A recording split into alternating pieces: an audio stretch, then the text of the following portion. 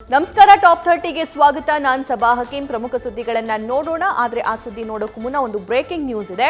ನಟಿ ಪವಿತ್ರ ಗೌಡ ವಿರುದ್ಧ ದರ್ಶನ್ ಪತ್ನಿ ವಿಜಯಲಕ್ಷ್ಮಿ ಅವರು ಸಿಡಿದೆದ್ದಿದ್ದಾರೆ. ಇದೇ ಮೊದಲ ಬಾರಿಗೆ ಸೋಷಿಯಲ್ ಮೀಡಿಯಾ ಮೂಲಕ ಪವಿತ್ರ ಗೌಡ ಅವರ ಹೆಸರನ್ನ ಉಲ್ಲೇಖ ಮಾಡೋ ಮೂಲಕ ಅವರನ್ನ ಟ್ಯಾಗ್ ಮಾಡೋ ಮೂಲಕ ತಮಗೆ ಇಷ್ಟು ವರ್ಷದ ಇಷ್ಟು ದಿನದ ಆಕ್ರೋಶವನ್ನ ವ್ಯಕ್ತಪಡಿಸಿದ್ದಾರೆ. ಪವಿತ್ರ ಗೌಡ ವಿರುದ್ಧ ಮತ್ತೆ ಸಿಡಿದೆದ್ದಿದ್ದಾರೆ ನಟ ದರ್ಶನ್ ಪತಿ ಫೋಟೋ ಶೇರ್ ಮಾಡಿದ್ದಕ್ಕೆ ವಿಜಯಲಕ್ಷ್ಮಿ ಅವರು ಆಕ್ಷೇಪವನ್ನ ವ್ಯಕ್ತಪಡಿಸಿದ್ದಾರೆ. ದರ್ಶನ್ ಜೊತೆಗಿನ ಫೋಟೋ ಶೇರ್ ಮಾಡಿದ್ದಂತಹ ಪವಿತ್ರ ಗೌಡ ರಿಲೇಶನ್ಶಿಪ್ಗೆ 10 ವರ್ಷ ಅಂತ ಹೇಳಿ ಪವಿತ್ರ ಗೌಡ ಅವರು ಪೋಸ್ಟ್ ಮಾಡಿರ್ತಾರೆ. ಅಂದ್ರೆ ಪವಿತ್ರ ಗೌಡ ಮತ್ತು ದರ್ಶನ್ ಗೌಡ ಅವರ ದರ್ಶನ್ ಅವರ ರಿಲೇಶನ್ಶಿಪ್ಗೆ 10 ವರ್ಷ ಅಂತ ಹೇಳಿ ಅಲ್ಲಿ ಪೋಸ್ಟ್ ಮಾಡಿರ್ತಾರೆ. ಸೊ ಆ ಪೋಸ್ಟ್ ವಿಜಯಲಕ್ಷ್ಮಿ ಅವರನ್ನ ಇಷ್ಟೊಂದು ಕೆರಳಿಸಿದೆ. ಪವಿತ್ರ ಗೌಡ ಜೊತೆ ಪೂಜೆಯಲ್ಲಿ ಕುಳಿತಿರುವಂತಹ ದರ್ಶನ್ ಫೋಟೋಗಳನ್ನು ಕೂಡ ಆ ವಿಡಿಯೋದಲ್ಲಿ ನಾವು ಗಮನಿಸಬಹುದಾಗಿದೆ. ದರ್ಶನ್ ಜೊತೆಗೆ ಇರುವಂತಹ ಫೋಟೋಸ್ಗಳನ್ನು ಕೂಡ ನಾವು ಗಮನಿಸಬಹುದಾಗಿದೆ. ಇನ್ಸ್ಟಾಗ್ರಾಂನಲ್ಲಿ ದರ್ಶನ್ ಪವಿತ್ರ ಫೋಟೋಗಳು ವೈರಲ್ ಆಗಿವೆ. ಫೋಟೋ ಶೇರ್ ಮಾಡಿದ್ದಕ್ಕೆ ದರ್ಶನ್ ಪತ್ನಿ ವಿಜಯಲಕ್ಷ್ಮಿ ಅವರು ಕೂಡ ಗರಂ ಆಗಿದ್ದಾರೆ. ಸಾಲದಕ್ಕೆ ನಾನು ಲೀಗಲ್ ಆಕ್ಷನ್ ಕೂಡ ತಗೊಳ್ತೀನಿ ಅನ್ನುವಂಥದ್ದನ್ನ ಇಲ್ಲಿ ಅವರು ಮೆನ್ಷನ್ ಮಾಡಿದ್ದಾರೆ. ಅದರ ಜೊತೆಗೆ ಪವಿತ್ರ ಗೌಡ ಅವರು ಮತ್ತೊಬ್ಬ ವ್ಯಕ್ತಿಯ ಜೊತೆಗೆ ಇರುವಂತಹ ಫೋಟೋವನ್ನು ಕೂಡ ಅಲ್ಲಿ ನಾವು ಗಮನಿಸಬಹುದಾಗಿದೆ. ಅದರಲ್ಲಿ ಕ್ಲಿಯರ್ಲಿ ಮೆನ್ಷನ್ ಮಾಡ್ತಾರೆ ವಿಜಯಲಕ್ಷ್ಮಿ ಅವರು. ಖುಷಿ ಏನಿದ್ದಾರೆ ಪವಿತ್ರ ಗೌಡ ಮತ್ತು ಸಂಜಯ್ ಅವರ ಮಗಳು ಅನ್ನೋದನ್ನು ಕೂಡ ಅಲ್ಲಿ ಪೋಸ್ಟ್ ಮಾಡ್ತಾರೆ. ಅದಾದ ನಂತರ ನಾನು ಲೀಗಲ್ ಆಕ್ಷನ್ ತಗೋಬೇಕಾಗಿರುವಂತಹ ಸಮಯ ಬಂದಿದೆ ಅಂತ ಅಲ್ಲಿ ಹೇಳ್ತಾರೆ. ಈ ಬಗ್ಗೆ ಮತ್ತಷ್ಟು ಲೈವ್ ಡೀಟೇಲ್ಸ್ ನಮ್ಮ ಪ್ರತಿನಿಧಿ ಸಂದೇಶ್ ನೀಡ್ತಾರೆ. ಸಂದೇಶ್, ಈ ಎರಡೂ ಪೋಸ್ಟ್ಗಳನ್ನು ನಾವು ಗಮನಿಸೋದಾದ್ರೆ ಇಬ್ರು ಕೂಡ ಎಟ್ ಎ ಟೈಮ್ ಮಾಡಿದ್ದಾರೆ ಅಂತ ಅನ್ಸುತ್ತೆ. ಮೋಸ್ಟ್ಲಿ ಪವಿತ್ರ ಅವರು 8 ಗಂಟೆಯ ಹಿಂದೆ ಇದನ್ನ ಪೋಸ್ಟ್ ಮಾಡಿದ್ದಾರೆ. ಅದಾದ ನಂತರ ತಕ್ಷಣಕ್ಕೆ ವಿಜಯಲಕ್ಷ್ಮಿ ಅವರು ಕೂಡ ಆ ಪೋಸ್ಟ್ ಅನ್ನ ಮಾಡಿದ್ದಾರೆ. ಇಬ್ಬರ ಡ್ಯೂರೇಷನ್ ನಾವು ನೋಡೋದಾದ್ರೆ 8 hours ಅಗೋ ಅಂತ ಹೇಳಿ ಅಲ್ಲಿ ತೋರಿಸ್ತಾ ಇದೆ. ಇದ್ರ ಬಗ್ಗೆ ಮತ್ತಷ್ಟು ಡೀಟೇಲ್ಸ್ ನೀಡ್ತಾ ಹೋಗೋದಾದ್ರೆ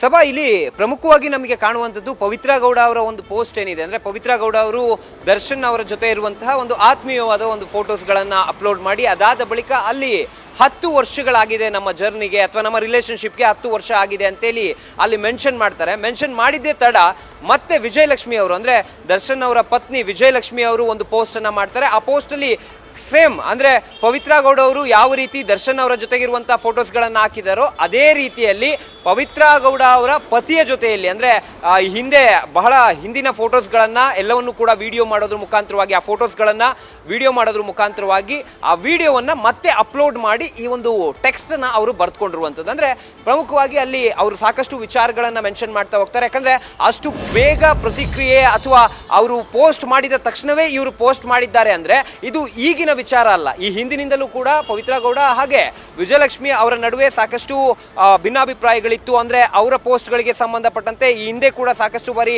ಆಕ್ರೋಶವನ್ನ ಹೊರಹಾಕಿದ್ರು. ಆದ್ರೆ ಈ ಬಾರಿ ನೇರವಾಗಿ ಆಕ್ರೋಶವನ್ನ ಹೊರಹಾಕುವಂತ ಕೆಲಸವನ್ನ ವಿಜಯಲಕ್ಷ್ಮಿ ಅವರು ಕೂಡ ಮಾಡಿರುವಂತದ್ದು. ಅಂದ್ರೆ ಅಲ್ಲಿ ಪ್ರಮುಖವಾಗಿ ಹೇಳ್ತಾ ಹೋಗ್ತಾರೆ, ಒಬ್ಬ ಮದುವೆ ಆಗಿರುವಂತಹ ವ್ಯಕ್ತಿಯ ಜೊತೆಯಲ್ಲಿ ಯಾಕೆ ಇವರು ಫೋಟೋ ಹಾಕ್ತಾರೆ, ಆ ವ್ಯಕ್ತಿಗೆ ಮದುವೆ ಆಗಿರುವಂತಹ ವಿಚಾರ ಇವರ ಗಮನದಲ್ಲಿ ಇರಬೇಕು ಈ ರೀತಿ ಪೋಸ್ಟ್ ಮಾಡೋದಕ್ಕೂ ಮುನ್ನ ಅನ್ನೋ ಒಂದು ಮಾತನ್ನ ಕೂಡ ಹೇಳ್ತಾರೆ. ಜೊತೆಗೆ ಅಲ್ಲಿ ಇನ್ನಷ್ಟು ವಿಚಾರಗಳನ್ನ ಕೂಡ ಮೆನ್ಷನ್ ಮಾಡ್ತಾ ಹೋಗ್ತಾರೆ. ಕ್ಲಾರಿಟಿ ಏನಿದೆ ಅದು ದರ್ಶನ್ ಅವರಿಂದಲೇ ಸಿಗಬೇಕು ಅಂತ ಅನ್ಸುತ್ತೆ. ಸಾಮಾನ್ಯವಾಗಿ ಇದೇ ಮೊದಲ ಬಾರಿಗೆ ದರ್ಶನ್ ಫೋಟೋ ಹಂಚ್ಕೊಂಡಿರೋದಲ್ಲ. ಇಲ್ಲಿ ಪವಿತ್ರ ಅವರು ಈ ಹಿಂದೆನೂ ಹಂಚ್ಕೊಂಡಿದ್ದಾರೆ. ಆವಾಗ ವಿಜಯಲಕ್ಷ್ಮಿ ಅವರ ಯಾವುದೇ ಆಕ್ರೋಶ ವ್ಯಕ್ತಪಡಿಸಿರ್ಲಿಲ್ಲ ಸೋಷಿಯಲ್ ಮೀಡಿಯಾ ಮೂಲಕ. ಆದ್ರೆ ಇಲ್ಲಿ ನಮ್ಮ ರಿಲೇಶನ್ಶಿಪ್ಗೆ 10 years ಆಗಿದೆ ಅನ್ನೋದನ್ನ ಕ್ಯಾಪ್ಷನ್ ಕೊಟ್ಟಿದ್ದಾರೆ ಪವಿತ್ರ ಅವರು. ಇಷ್ಟೊಂದು ಕೆರಳಿಸೋದಕ್ಕೆ ಕಾರಣವಾಯಿತು ಅಂತ ಅನ್ಸುತ್ತೆ.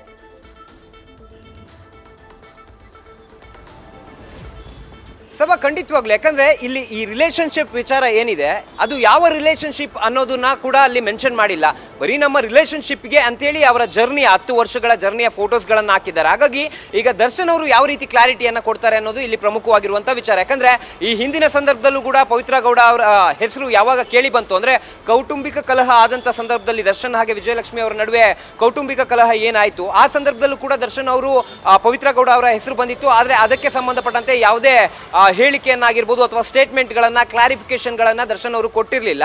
ಹಾಗಾಗಿ ಈ ಬಾರಿ ಯಾವ ರೀತಿಯ ಒಂದು ನಿರ್ಧಾರವನ್ನು ತೆಗೆದುಕೊಳ್ತಾರೆ ಅಥವಾ ಅವರು ಮಾತನಾಡ್ತಾರ ಅನ್ನೋದನ್ನ ಕಾದ್ ನೋಡ್ಬೇಕಾಗಿದೆ ದರ್ಶನ್ ಅವರು. ಯಾಕಂದ್ರೆ ಇವೆಲ್ಲವಕ್ಕೂ ಕೂಡ ಸಂಬಂಧಪಟ್ಟಂತೆ ಕ್ಲಾರಿಟಿಯನ್ನ ಈಗ ದರ್ಶನ್ ಅವರೇ ಕೊಡಬೇಕಾಗುತ್ತೆ.